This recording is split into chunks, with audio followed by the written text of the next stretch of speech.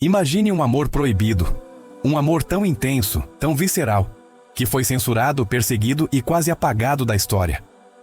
Não estou falando de um romance entre duas pessoas. Estou falando do romance entre um grupo de cineastas brasileiros e a verdade crua do nosso país. Uma paixão tão perigosa que, no meio da ditadura, ousou usar câmeras como armas. Esta não é apenas uma história sobre cinema. É a história de amor mais revolucionária que o Brasil já viveu. Você já se apaixonou por uma ideia a ponto de arriscar tudo por ela? Sua segurança, seu conforto, talvez até sua liberdade? Em 1964, o Brasil mergulhava na escuridão. Tanques militares ocupavam as ruas e a voz do povo estava sendo silenciada. E foi exatamente nesse momento de repressão que um grupo de jovens cineastas decidiu cometer o ato mais subversivo de todos. Eles se apaixonaram pela verdade. Eles se recusaram a filmar o Brasil dos cartões postais, o Brasil do samba e da praia que o governo queria vender. Eles apontaram suas lentes para o Brasil real. O Brasil da fome, da miséria no sertão, da revolta silenciosa no olhar do povo. E como todo grande amor proibido, este custaria muito caro. O protagonista dessa paixão perigosa tinha nome: Glauber Rocha. Aos 25 anos, ele tinha o lema que definiria uma geração: uma câmera na mão e uma ideia na cabeça. Sua ideia era um rastilho de pólvora. Ele partiu para o sertão da Bahia para filmar Deus e o diabo na Terra do Sol. E aqui acontece a grande ruptura. O Brasil agora era uma ditadura militar. Fazer um filme sobre a fome do povo, sobre a violência do sistema, sobre a busca desesperada por justiça, não era mais considerado arte. Era um ato de guerra. Era como gritar, "Eu te amo", para a verdade no meio de uma sala onde esse amor era crime. A promessa estava feita. Ou aquele filme morreria antes de nascer, ou ele mudaria para sempre a forma como o Brasil se enxergava. Eles não tinham dinheiro, não tinham estúdios, não tinham apoio. O que eles tinham era fome. E assim, Glauber criou o manifesto que se tornou a alma desse romance: A Estética da Fome. Ele disse: "Nossa originalidade é nossa fome, e nossa maior miséria é que esta fome, sendo sentida, não é compreendida." Glauber transformou a pobreza em poesia, a violência em arte, o desespero em revolução cinematográfica. Deus e o Diabo na Terra do Sol foi lançado.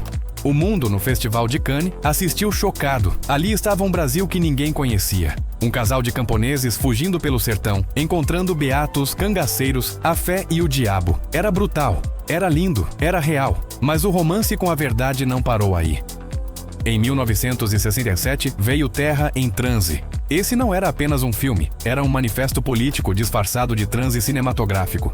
Glauber usou símbolos, cultura afro-brasileira e uma narrativa febril para criticar o poder, a indecisão da esquerda e a corrupção. A censura veio com força total. O filme foi proibido no Brasil. Mas, enquanto o Brasil o proibia, o mundo o aplaudia. Terra em Transe ganhou prêmios em Cannes. O mundo amava exatamente aquilo que o regime militar tentava esconder. Em 1969, veio O Dragão da Maldade contra o Santo Guerreiro, mais um prêmio de melhor direção em Cannes, mais uma obra-prima censurada em casa. O padrão estava claro: quanto mais o mundo se apaixonava por aquele cinema, mais o próprio país o rejeitava. Era como se o Brasil tivesse vergonha do próprio reflexo no espelho.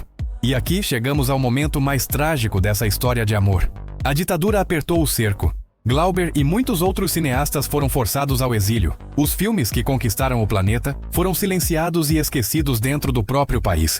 Obras que deveriam estar em cada escola, em cada debate sobre nossa identidade, viraram raridades. Tesouros enterrados. Parecia o fim do romance. Parecia que a censura tinha vencido. Mas lembra da promessa? O amor verdadeiro nunca morre. Ele se transforma. O cinema novo não morreu. Ele foi silenciado, mas suas sementes germinaram na escuridão.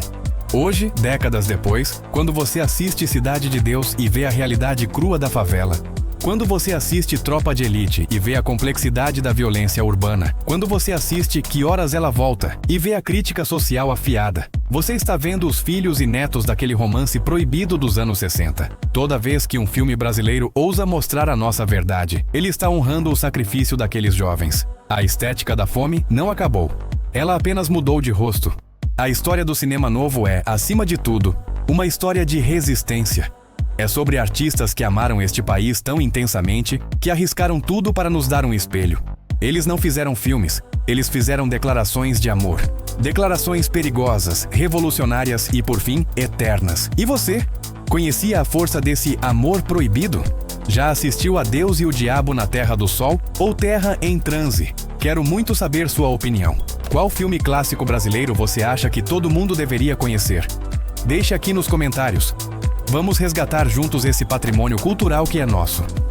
Se você gosta de analisar a história por trás das grandes obras, inscreva-se no canal e ative o sino. A melhor forma de honrar essa paixão revolucionária é mantê-la viva. Até o próximo vídeo.